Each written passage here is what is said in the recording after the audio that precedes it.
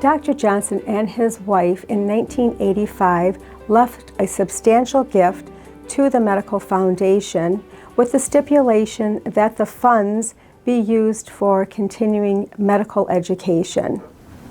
So Danielle, before you became a registered nurse, you were an emergency medical technician, paramedic, and then you became a registered nurse. Can you tell us about the career path that you took to become a registered nurse?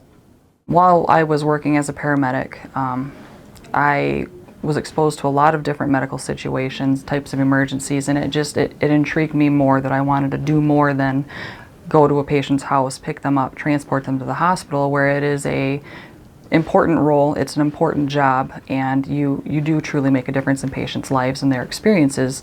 And seeing me in the emergency department now is kind of ironic, even though I was used to the emergency setting, but I truly wanted to be a hospice care nurse. My mom was a hospice nurse. She worked at Brian's house years ago, and I really enjoyed that compassion that people were able to give to those during their last moments or final moments of their life. Me taking those classes on my own, I could take them a couple at a time, and I really didn't want to take student loans. I was able to get it all done in 1 year. Because of when I was in high school, I had dual enrolled, so I had taken some college courses, and of course I took the transition from paramedic to RN program at Delta, and my paramedic license and education had allowed for so many credits. So I only had to take 7 classes until I could validate for clinicals, and that was very fortunate for me to be able to get those done in just 2 semesters while still working.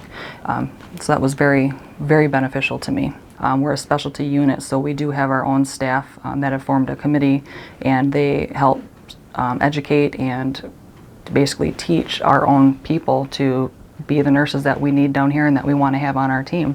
And it's just making sure that we know our equipment, we know the care we're giving, and we're going to be the best that we can be in every situation. We are a family. We have grown together, and we're going to continue to grow together, and teamwork is truly the only thing that lets us survive down here. It's an uncontrollable environment. You know, you cannot always control your volume. You might have 10 patients 1 minute and 30 in the next 10, and that's the reality of it. Is ER is organized chaos, and it's like that 24/7. Not everybody understands what it's like to be in the emergency department as staff. It might seem like one thing from a patient's viewpoint, but there's truly much more going on than what their eyes can see or their ears can hear. So really, teamwork is one of the top 3.